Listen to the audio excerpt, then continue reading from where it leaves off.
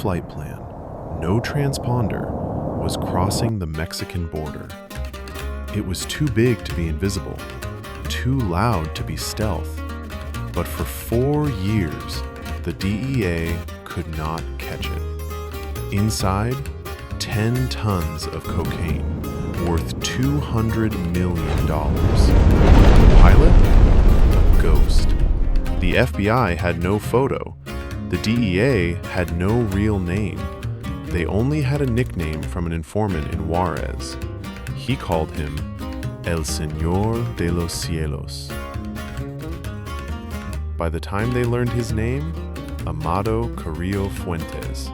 He owned more planes than American Airlines owned 727s. Tonight, we open his file, not as a legend, but as the target he truly was. We'll expose the relentless pursuit, the near misses, and the profound challenges he posed to every officer, every agent, every nation caught in his web. This is the story of how we finally grounded him. Amado Carillo wasn't supposed to be a lord. He was supposed to be a pilot. Nephew of Ernesto Fonseca, a founder of the Guadalajara Cartel. Amado grew up watching his uncles pay off police with briefcases. In 1989, his boss was Pablo Acosta. The DEA killed Acosta in a raid. Most pilots ran. Amado did the opposite. He went to the funeral and offered to fly the boss's body home. The police report said, subject is calm, cooperative, claims to be a simple aviator. That calmness was his weapon. While Chapo fought with guns in Sinaloa, Amado studied logistics. He asked one question: why fly 500 kilos in a Cessna that the radar sees, when you can fly 10,000 kilos in a 727 that the radar thinks is a cargo plane?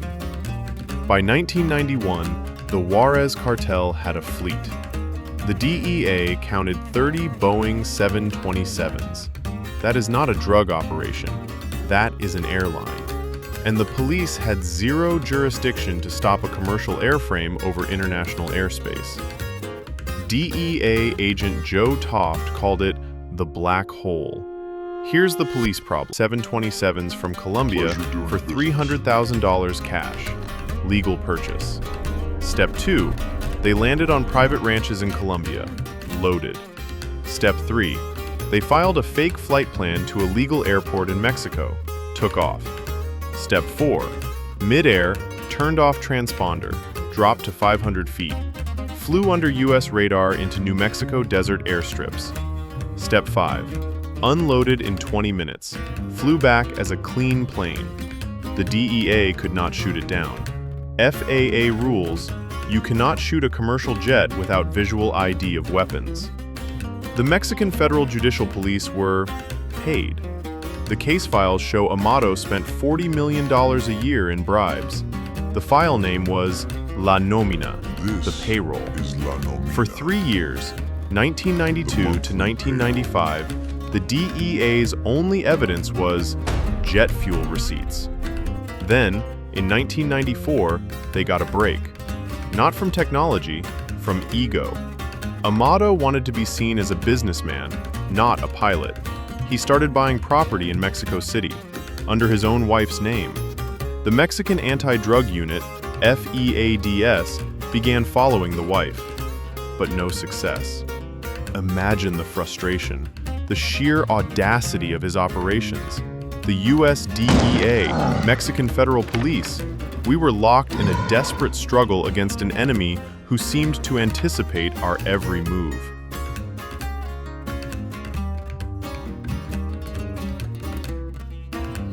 Operation Reciprocity, launched in '96, was our direct response, a concentrated effort to dismantle his command structure. But Carillo Fuentes was a master of evasion, slipping through our fingers time and again. His most insidious weapon? Corruption. It reached the highest echelons, even ensnaring General Jesus Gutierrez Rebollo, Mexico's supposed anti-drug czar. A man we initially trusted, a man who became his protector. The betrayal was a gut punch, a stark reminder that the enemy wasn't just outside, but often within. 1996. Amado is the most powerful trafficker in the world. After Cali fell, he controlled 60% of the cocaine entering the U.S. He was worth $25 billion, and he made a fatal police mistake. He became recognizable. DEA had one blurred photo from 1993. In 1996, an informant in Juarez gave them a clear one. Amado at a wedding, smiling. The U.S. put a $2 million reward.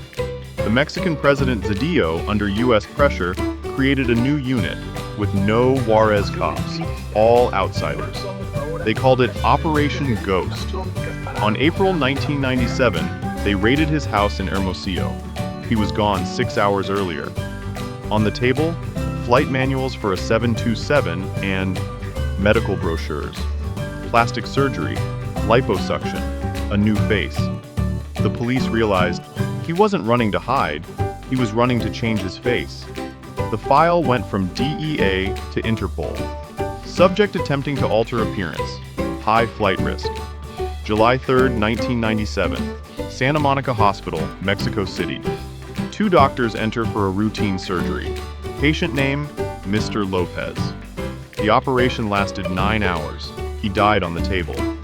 Official cause, heart failure from anesthesia. The police arrived 4 hours later. The body was mysteriously gone. The mystery deepened when the 2 surgeons who operated on him were found brutally murdered, encased in concrete drums, tortured. Was it revenge? A silencing? Or a chilling message that even in death, the Lord of the Skies commanded fear? His demise left a power vacuum, a bloody struggle for control that continues to haunt the region. This is where the police file splits. Theory 1, the official report. The doctors overdosed him. Cartel guards killed the doctors to cover it up. Body was found weeks later, identified by fingerprints. DEA file closed. Theory 2, the DEA informant report. Amado faked his death. The body in the coffin was a double. The doctors were paid to disappear. He escaped. Mexican police exhumed the body in 1998.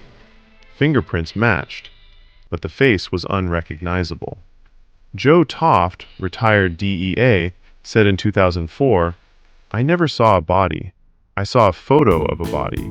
In my job, that's not the same thing."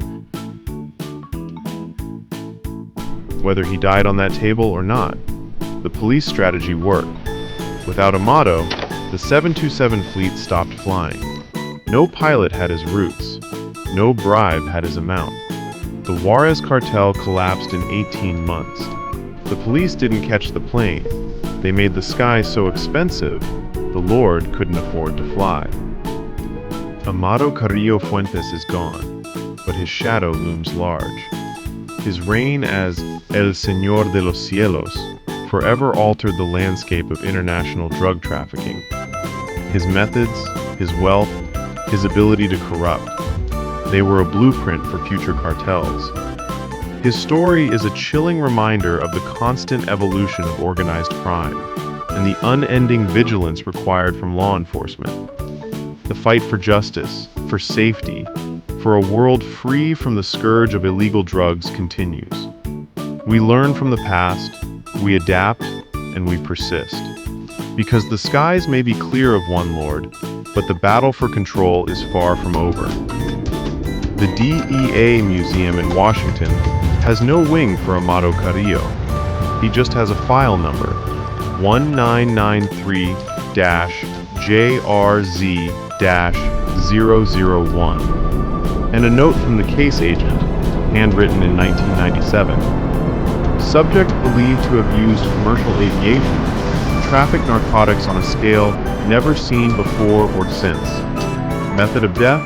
Unconfirmed. Threat level? Grounded.